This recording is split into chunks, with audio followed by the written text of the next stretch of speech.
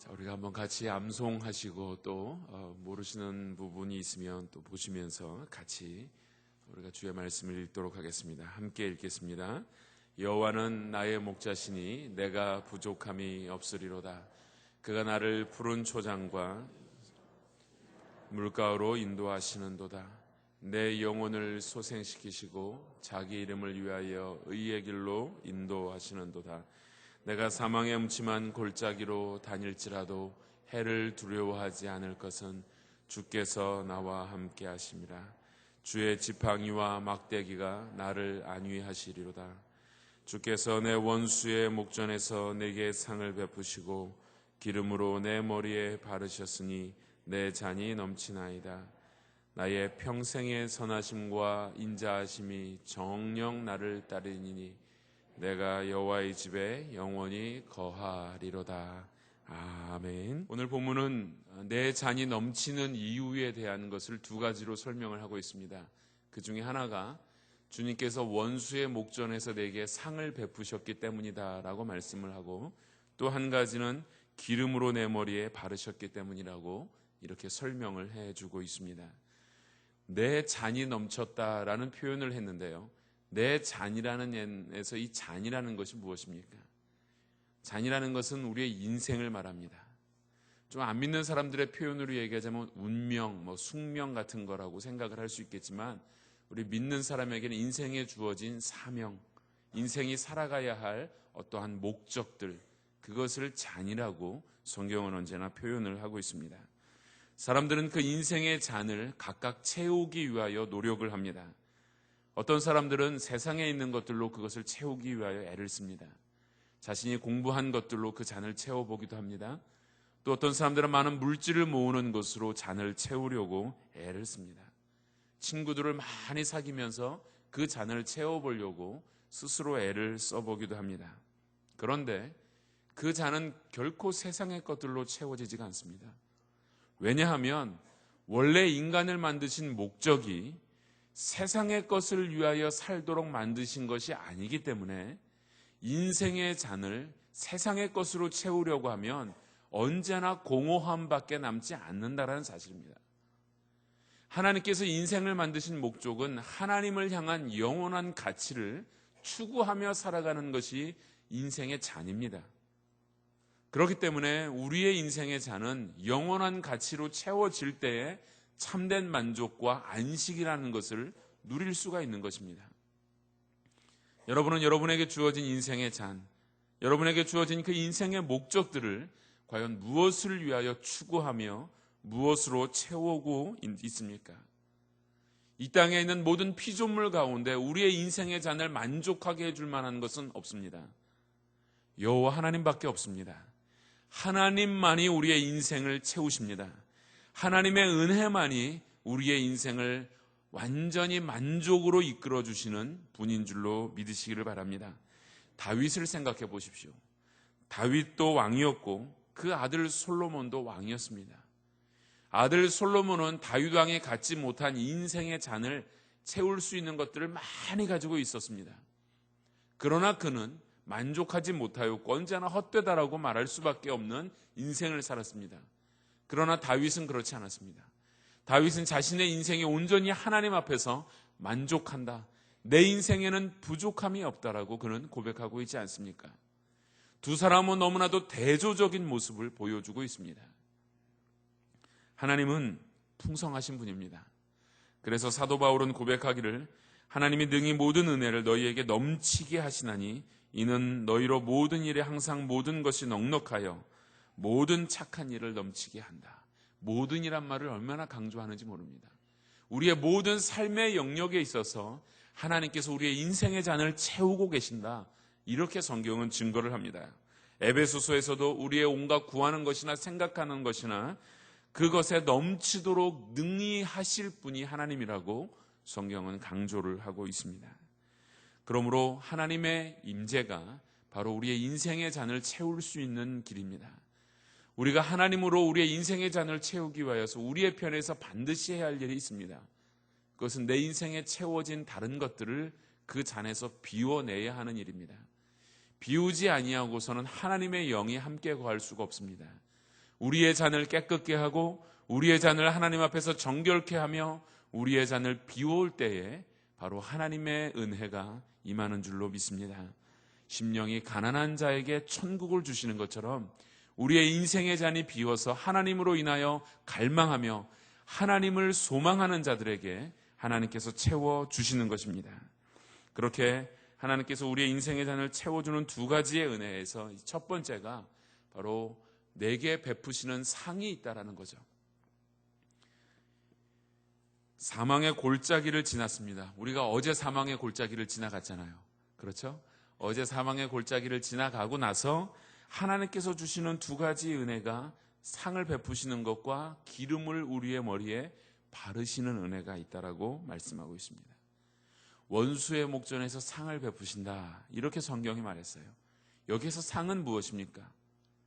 상급이나 보상이 아닙니다. 영어 성경에 보면 상을 그냥 테이블로 썼습니다. 우리식 표현으로 하면 무슨 상이에요? 밥상입니다. 밥상. 하나님께서 이 뻥튀기 밥상이 아니고요, 하나님께서 우리 가운데 주시는 상이라는 거예요. 밥상을 주신다라고 성경은 말했습니다. 그런데 내게 상을 베푸시고 해서 이 베푸다라는 단어가 히브리어로 아라크라는 단어를 사용했는데, 아라크는 길게 늘어놓다라는 동사입니다. 상에 한두 가지 음식을 놓고 끝나는 게 아니라 만찬이라는 얘기예요. 큰 상에 한없이 많은 음식들을 늘여놓는 것, 그러한 상을 지금 하나님께서 이야기를 해주시고 있습니다. 많은 음식을 큰 상에 늘어놓는 것입니다. 하나님이 베푸시는, 우리에게 주시는 그 상이 얼마나 큰지요, 얼마나 풍성한지를 성경은 그것을 설명하고 있습니다. 요즘은 그렇지 않지만 우리가 옛날 어른들을 보면 상을 이렇게 구분해서 앉았던 것 같아요. 안방에서 같이 식사를 해도 남자들, 그중에도 이제 어른들 받는 상, 아기들 받는 상이 또 따로 있고 여자들 받는 상이 따로 있지 않습니까? 또 하인들 같은 경우에는 뭐 마당에 멍석을 깔고 앉는다든지 부엌에서 이렇게 먹는 상이 완전히 분리되어져 있는 것을 보게 됩니다. 그런데 이런 우리나라의 식생활 문화가 사실은 성경 안에도 있습니다. 예수님께서는 바리새인과 서기관들에게 계속 그렇게 핀잔을 받고 비난을 받은 이유가 무엇입니까?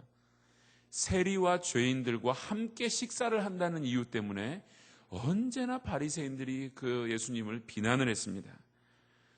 그런 점에 대하여 예수님께서는 이렇게 말씀을 하셨어요. 예수께서 대답하여 가라사대 건강한 자에게는 의원이 쓸데없고 병든 자에게라야 필요한 것이 아니냐. 내가 의인을 부르러 온 것이 아니라 죄인을 부르러 왔기 때문에 내가 죄인들과 함께 식사를 한다 라는 이야기를 해주셨습니다.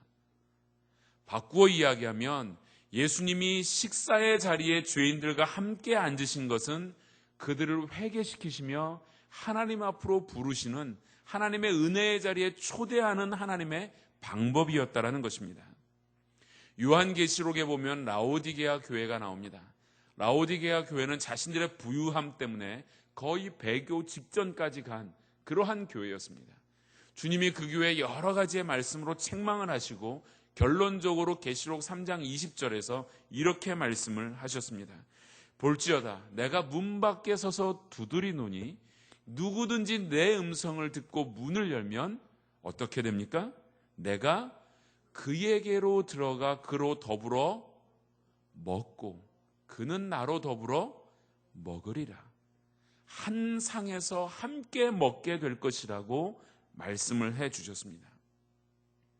하나의 성경의 증거를 또 보자면 요한복음 21장에 보면 베드로와 그의 제자들이 예수님을 돌아가신 다음에 큰 절망하고 그들이 고기 잡으러 떠나버렸습니다. 이제 우리는 고기나 잡자. 그리고서 그들이 모든 인생에 주어진 사명, 그 인생의 잔을 포기하고 갔을 때에 예수님께서 새벽 미명에 그들을 찾아오셨고 그들에게 고기를 잡게 하신 후에 예수님이 무엇을 준비하셨습니까? 조반을 준비해 놓으시고 그들을 부르셨어요. 그리고 베드로에게 너가 나를 사랑하느냐? 내 양을 먹이라 하면서 그를 새롭게 회복시켜 주셨습니다. 이렇게 볼 때에 오늘 하나님께서 우리 가운데 베푸시는 이 상이라는 의미는 예수 그리스도에게서 떠나간 자들이 회개하는 자리이며 예수 그리스도를 믿는 자들에게는 다시 회복되는 자리라는 것입니다. 한번 생각해 보십시오. 양들이 사망의 골짜기를 지나왔습니다. 목자를 따라 지나왔지만 그들 나름대로 지쳐있고 영적으로 침체를 경험했던 그런 시간들일 수도 있습니다. 그렇게 사망의 골짜기를 지나온 그 양들에게 이제 새로운 목초지가 눈앞에 활짝 펼쳐져 있는 것입니다. 어마어마하게 베풀어 주시는 주님의 상이 그들의 눈앞에 있는 것입니다. 그곳에서 그 양들은 유유자적하며 한없이 베풀어져 있는 상에서 마음껏 즐기고 먹으며 안식을 취했을 것입니다. 사랑하는 성도 여러분, 하나님은 여러분 가운데 이런 아름다운 은혜의 상, 회복의 상, 축복의 상을 베풀어 주시는 줄로 믿습니다. 그래서 우리 기독교는 사실은 밥상 공동체라는 이야기를 합니다. 참 이 밥상에 대한 것을 중요하게 생각을 합니다. 목자가 베푸는 상이 있습니다. 신약에서는 예수님께서 함께 식사하시는 모습을 언제나 보여주셨습니다. 성만찬의 은혜를 또한 우리 가운데 기억하라고 말씀하고 있지 않습니까? 이 모든 것이 주님이 베푸신 은혜입니다. 여러분, 우리가 사망의 골짜기를 지나가지만 그 길을 주님과 함께 지나가기만 한다면 우리에게는 더 놀라운 은혜의 상, 하나님의 축복의 상이 있다는 것입니다. 그러므로 여러분, 지금 사망의 골짜기나 고통의 시간이 있더라도 그것을 염려하지 마십시오. 베푸시는 상이 더 큽니다. No pain, no gain이라고 했습니다. 고난 없이 얻는 것 없습니다. No cross, no crown입니다. 십자가 없이 영광 없습니다. 반드시 주님은 이것을 약속해 주셨습니다. 어떤 책에서 보니까 서울에 있는 수유동에서 일어난 병원에서 실제 일어난 일을 기록해 놓은 것을 보았습니다. 어느 남자가 새벽에 아침 동틀 무렵이 다 되어서 병원에 급하게 실려왔어요. 그의 심장은 거의 멎은 상태였습니다. 심장마비를 일으켰던 거예요. 그래서 그가 결국은 회생되지 아니하고 죽었어요. 그런데 그 사람을 데리고 온 친구들과 이런 사람들이 막 가족들에게 연락한다고 난리를 이렇게 막 난리하고 있을 때 의사가 가만히 보니까 이 사람이 왼손을 꼭 쥐고 죽은 거예요. 이 사람이 왜 왼손을 저렇게 사람들이 죽으면 이렇게 풀리게 돼 있는데 왜 쥐고 죽었을까라고 생각을 하고 그 손을 이렇게 손가락을 하나씩 펴보니까 그 안에 화투 두 짝이 있었대요. 38광땡이었대요. 사연인즉슨 초상집에 가서 아마 밤새 화투를 친 것 같습니다. 화투를 치다가 많은 돈을 잃었는데 거의 마지막이 될 무렵에 이 사람이 그게 아주 좋은 거라는 건 저도 압니다. 사람들이 뭐 좋은 걸 하면 야 무슨 광땡이다 그래서 그 책을 읽는 순간 아 그게 그거구나라는 거는 충분히 알겠어요. 이 사람이 그거를 쥐고선 심장마비를 쇼크를 받아가지고 심장마비를 일으켰다는 거예요. 여러분 우리 인생이 그래요. 인생이 다 살아보려고 애쓰다가 어느 순간 38광땡 하나 쥐고 죽는 게 인생입니다. 어떤 사람은 자기 손에 땅 문서 하나 주려고 평생의 그 잔을 채워보려고 합니다. 어떤 사람은 좀 학위증, 졸업장 하나 받아보려고 그 손을 그렇게 움켜쥐고 살아갑니다. 여러분 우리 인생이 그렇게 살아서야 되겠습니까? 우리에게는 목자 되신 하나님이 계십니다. 그래서 시편에 나오는 그 기사는 이렇게 고백을 합니다. 시편 73편을 보니까 하늘에서는 주 외에 누가 내게 있으리요 땅에서는 주밖에 나의 사모할 자 없나이다. 내 육체의 마음은 쇠잔하나 하나님은 내 마음의 반석이요 영원한 분깃이라.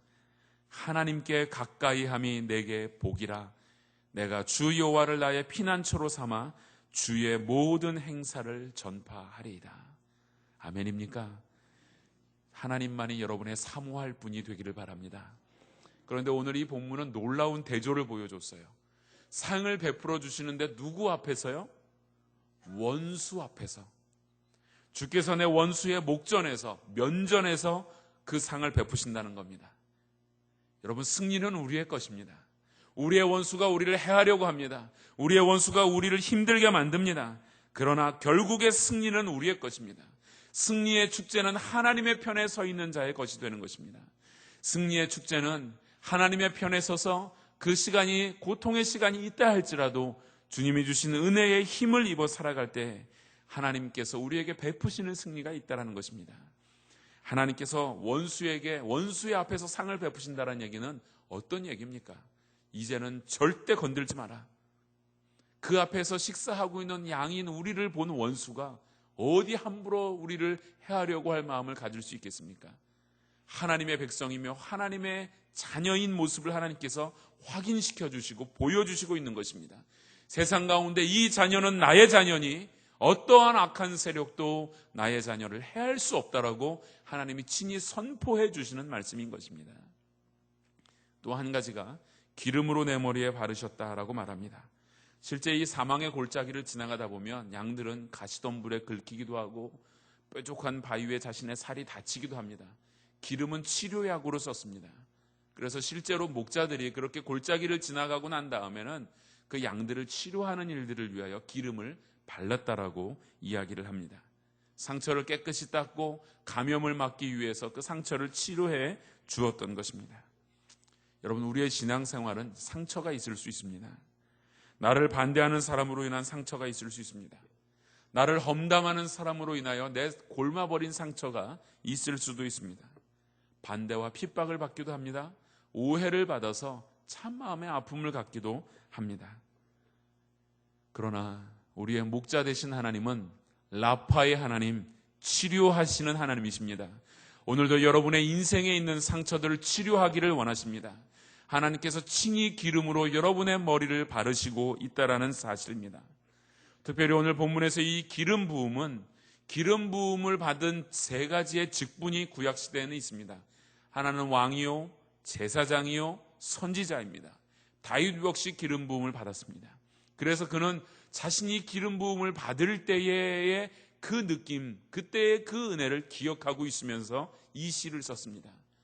하나님의 기름 부음을 사무엘 선지자를 통하여서 받을 때에 하나님의 신이 그를 충만케 했다라고 성경은 기록하고 있고, 그때 받은 그 은혜, 자신에게 주어진 기름 부음의 역사에 대한 것을 자신은 잘 기억하고 있습니다. 성경에서 이 성령으로 기름 부음은 하나님께서 그에게 충만히 임재함과 동시에 권능을 주고 능력을 주셨다는 것입니다. 기름 부음을 통해서 왕이나 제사장이나 선지자로서의 사명을 감당할 뿐만 아니라 그 기름 부음은 또 하나의 능력을 하나님께서 주시고 있다는 것입니다. 그래서 출애굽기 35장 30절에서 31절을 보면 장막을 만들면서 하나님께서 몇 명의 사람들을 세우셨습니다. 유다 지파 훌의 손자와 그 부살엘이라는 사람을 지명하여 불러주셔서 31절에 하나님의 신을 그에게 충만케 하여 지혜와 총명과 지식으로 여러 가지 일을 하게 하셨다. 하나님은 기름 부음을 통하여 사명을 주실 뿐 아니라 그 사명을 감당할 능력도 주시는 줄로 믿습니다. 오직 성령이 너희에게 임하시면 우리가 무엇을 받습니까? 권능을 받습니다. 그렇습니다. 하나님은 우리를 혼자 두시지 않습니다. 사명을 주시며 그 사명을 감당할 능력 또한 주시는 분이 우리의 하나님이시라는 것입니다. 근데 여러분, 마지막으로 우리가 생각해 볼 것이요, 우리의 잔을 주님께서 채우시기 위하여 큰 은혜의 상을 베푸시고 회복의 상을 베풀어 주시고 축복의 상과 함께 성령으로 충만케 하여 주시고 성령으로 능력을 감당케 하셔서 그 인생의 잔을 이끌어 가시고 있다는 겁니다. 그런데 우리의 인생의 잔에 이런 놀라운 축복이 담아지기 위하여 다른 인생의 잔을 마신 분이 있습니다. 그분은 바로 주님 아닙니까? 주님께서 마지막 겟셋마네 기도를 하실 때 이 잔을 내게서 지나가게 하옵소서. 그러나 아버지, 나의 원대로 마옵시고 아버지의 뜻대로 하시옵소서. 그분이 우리의 인생에 짊어져야 할 쓴 잔들, 우리의 인생의 아픔과 고난과 회복되지 않은 상처난 모든 마음의 잔들을 그분이 십자가에서 지셨기에 오늘 우리는 축복의 잔, 새로운 인생의 잔을 짊어지고 그 인생의 잔을 누리며 살아갈 수 있는 것이 아닙니까? 여러분의 그 인생의 잔은 바로 주님으로 인하여 주어진 잔인 줄로 믿으시기를 바랍니다. 정연희 씨가 쓴 내 잔이 넘치나이다라는 감동적인 소설이 있습니다. 이것은 맹의순이라는 사람을 실화로 쓴 소설입니다. 맹의순 선생님이라는 이분은 조선신학교회를 다녔고 6.25 때 월남을 하다가 이 공산당으로 오인을 받아가지고 거제도 중공군 포로 수용소에 함께 갇혀 있었던 사람입니다. 그곳에서 전심을 다하여서 중공군 포로들을 돌봐주었던 그런 사람이에요. 전쟁이 끝난 후에 그 오해가 풀려서 풀려날 수 있었지만 그는 자신에게 준 인생의 잔이라고 여기고 그 사명으로 여기고 그곳에서 그 포로들을 돌보다가 26세의 나이에 순교한 사람이었습니다. 그 사람이 죽었을 때 그 사람의 장례식을 하며 중공군 포로들이 썼던 그 돌아가신 맹의순 선생에게 썼던 글이 있습니다. 그 글을 제가 잠시 읽어드리고 오늘 말씀을 마치고자 합니다. 맹의순 선생 영전에 드립니다. 평화의 왕자, 화평의 사도, 인애의 왕, 우리에게 사랑의 주인이셨던 맹의순 선생이 가시다니 우리는 서로 말이 통하지 않던 이방인들이었습니다. 그가 우리의 병동을 찾아오던 초기에 우리는 그를 경멸했고 무시했었습니다. 그러나 그의 얼굴은 늘 온화했고 그의 행동은 희생과 헌신으로 여일했습니다. 선생의 한 손에는 성경책이 그리고 다른 한 손에는 물통이 들려져 있었습니다. 선생은 움직이지 못하는 환자를 골고루 만져주고 주물러 주면서 그렇게도 간절히 기도하셨습니다. 우리는 그의 말을 알아들을 수 없었지만 그의 기도를 듣고 있으면 기승하던 고통이 쓰러지고 신음과 함께 목이 타서 잠 못 이루던 육체가 편안한 잠의 품에 안기게 되곤 하였습니다. 겨울이면 따뜻한 물로, 여름이면 시원한 물로 우리의 얼굴을 씻어주고 손을 닦아 주셨습니다. 때로는 발도 씻겨 주셨습니다. 선생이 쓰러지던 그 마지막 날 밤, 마지막 환자를 다 씻기고 일어난 선생은 눈물을 흘리며 그 눈물 씻을 생각도 않으시고 시편 23편을 중국말로 더듬더듬 읽어 주셨습니다. 여호와는 나의 목자시니 내 잔이 넘치나이다. 다 봉독하신 후 높은 곳을 바라보시며 다시 한번 말씀하셨습니다. 내 잔이 넘치나이다. 내 잔이 넘치나이다. 우리도 그의 얼굴을 바라보며 따라 외웠습니다. 내 잔이 넘치나이다. 내 잔이 넘치나이다. 이 말씀과 함께 마지막 환자를 씻겨낸 물통과 대야를 들고 일어나시다가 그대로 그 자리에 쓰러지셨습니다. 우리는 통곡했습니다. 염치 없는 우리가 선생을 돌아가시게 했다고 우리는 통곡합니다. 우리는 통곡합니다. 그러나 이제 우리는 맹선생을 만나기 위해서라도 예수 안에 있어야 한다는 것을 깨닫고 있습니다. 그렇습니다. 우리는 이제 버려진 것이 아니라는 것을 알고 있습니다. 우리는 맹선생과 함께 주님 안에 있습니다. 그러나 우리는 모두 통곡합니다. 거제리 포로 수용소 중공군 병동의 환자들 일동. 이렇게 해서 그의 장례식에 편지를 써서 올렸던 내용이 있습니다. 26세의 나이로 그렇게 죽었던 맹의순 선생은 마지막 남긴 말이 내 잔이 넘치나이다 라는 고백을 했습니다. 여러분의 인생의 잔이 주님의 십자가로 인하여 그 은혜로 인하여 오늘도 넘쳐나기를 바랍니다. 주님이 주시는 회복과 능력을 가지고 참으로 여러분이 섬기는 삶, 하나님의 은혜 속에 거하는 여러분 되시기를 주님의 이름으로 축원합니다. 기도하겠습니다. 하나님,